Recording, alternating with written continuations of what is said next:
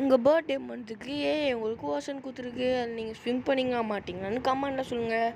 First ஜனவரிக்கு sponge ocean நல்லா மெத்துன்னு இருக்கும். பிப்ரவரிக்கு ketchup ocean, இதை ஸ்விம் பண்ணிங்களா மாட்டிங்களான்னு கமெண்டில் சொல்லுங்கள்.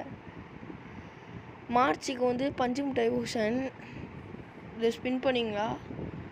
ஏப்ரலுக்கு வந்து கம் ஓஷன், பிசு பிசுன்னு இருக்கும்.